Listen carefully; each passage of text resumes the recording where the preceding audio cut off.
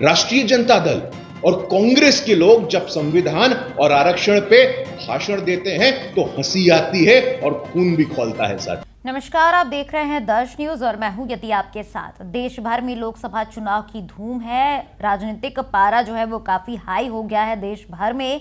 और ऐसे में अगर बात करें विपक्ष की, तो विपक्ष लगातार दो मुद्दों को लेकर उजागर है। विपक्ष का साफ कहना है कि जो अभी सरकार सत्ता में है वो संविधान को बदलना चाहती है और आरक्षण को हटाना चाहती है। इस पूरे मुद्दे पर आज बीजेपी के राष्ट्रीय प्रवक्ता द्वारा एक प्रेस कॉन्फ्रेंस आयोजन किया गया। इस प्रेस कॉन्फ्रेंस के दौरान तमाम तरीके की सवालों के जवाब दिए उन्होंने। बता दें कि आज ये प्रेस कॉन्फ्रेंस बीजेपी के राष्ट्रीय प्रवक्ता गुरु प्रकाश पासवान द्वारा आयोजित किया गया था और इस दौरान उन्होंने इंडिया अलायंस पर हमला बोला। उन्होंने कहा कि आरक्षण और संविधान के मुद्दे पर जब कांग्रेस और आरजेडी बोलती है तो ये हंसी आती है हमें। और उन्होंने ये भी आगे कहा कि आरक्षण और संविधान के मुद्दे को लेकर जो इंडिया अलायंस है, आरजेडी है, कांग्रेस है, वो इसको ढाल बनाकर उजागर करती रही। और क्या कुछ कहते नजर आए हैं गुरु प्रकाश पासवान, आइए आपको सुनाते हैं।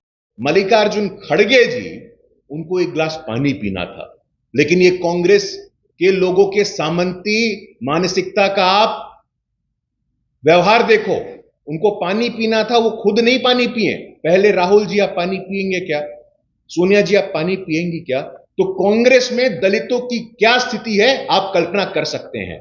इतिहास गवाह है साथियों। बाबा साहेब अंबेडकर हो, बाबू जगजीवन राम को उन्होंने इतना प्रताड़ित किया कि बाबू जगजीवन राम को बोलना पड़ा सार्वजनिक रूप से। एक पुस्तक है हाउ प्राइम मिनिस्टर डिसाइड्स। इस पुस्तक की लेखक है नीरजा जी। नीरजा जी ने उस पुस्तक में लिखा है कि बाबू जगजीवन राम त्रस्त होकर के कहते हैं कि इस देश में एक दलित समाज का व्यक्ति प्रधानमंत्री नहीं बन सकता है। पराकाष्ठा होती है किसी भी चीज की। आज जिस गति से आप सामाजिक न्याय की बात करते हैं, मैं पूछना चाहता हूं आपसे, कांग्रेस पार्टी के राहुल गांधी जी कहते हैं जातिगत जनगणना करेंगे, एक्सरे करेंगे, सर्वे करेंगे। अभी हाल तक आपकी सरकार थी, राजस्थान में आपकी सरकार थी, छत्तीसगढ़ में आपकी सरकार है, हिमाचल में आपकी सरकार, कर्नाटक में आपकी सरकार। मैं पूछना चाहता हूं राहुल गांधी जी से, आप ओबीसी एससी एसटी करते हैं, इन सभी प्रांतों में जहां कांग्रेस की सरकार है कितने ओबीसी समाज के सेक्रेटरी हैं? कितने ओबीसी समाज के मंत्री हैं? कितने एससी समाज के सेक्रेटरी हैं? जहां आप शासन में हैं, जहां आप सरकार में हैं, वहां तो आप भागीदारी देंगे नहीं। साथियों, यह षड्यंत्र है, एक कॉन्स्पिरेसी चल रही है देश में आरक्षण और संविधान के नाम पे, जिसके लिए उनको एक्सपोज करना अति आवश्यक हो गया है। बिहार में भी कुछ लोग बैठे हैं, बरगला रहे हैं। बिहार के लोगों के लिए, राष्ट्रीय जनता दल के लोगों के लिए आरक्षण और सामाजिक न्याय की परिभाषा क्या होती है मैं पूछना चाहता हूं।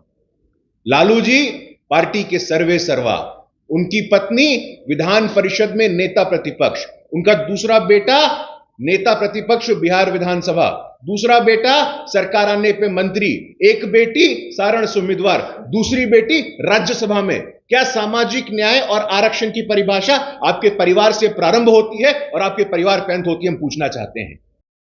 राष्ट्रीय जनता दल और कांग्रेस के लोग जब संविधान और आरक्षण पे भाषण देते हैं तो हंसी आती है और खून भी खौलता है साथियों। आप तो राजनीति में अस्तित्व में आए कैसे? यहीं बगल के गांधी मैदान में विरोध हुआ था कि सिंहासन खाली करो कि जनता आती है। कांग्रेस के विरोध से आपका राजनीतिक अस्तित्व पनपा और आज आपके सर्वाइवल का थ्रेट है। आप पॉलिटिक्स में सर्वाइव नहीं कर सकते तो उसी कांग्रेस के तानाशाही आपातकाली लोगों के गोद में बैठे हुए हैं।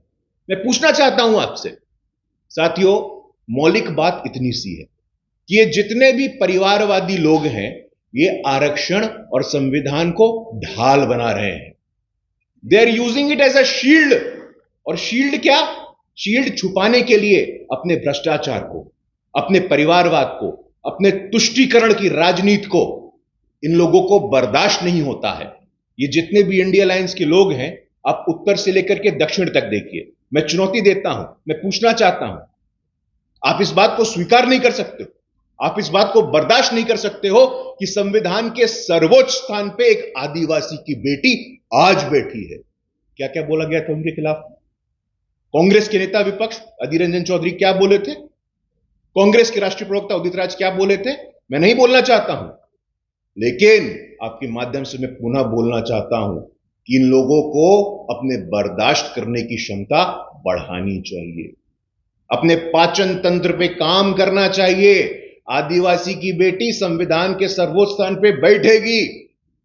अति पिछड़ी जाति में जन्म लिया व्यक्ति, सामान्य परिवार में जन्म लिया व्यक्ति इस देश का इतना ताकतवर प्रधानमंत्री है, तो बर्दाश्त करना सीख लो। इंडी गठबंधन वालों, हम बोलना चाहते हैं आपसे, बर्दाश्त नहीं करेंगे आप। देश कहां था 2014 में? 11वीं अर्थव्यवस्था। आज हम 5वीं सबसे बड़ी अर्थव्यवस्था बने हैं और देश के लोकप्रिय अति पिछड़ी जाति में सामान्य परिवार में जन्म लिया हुआ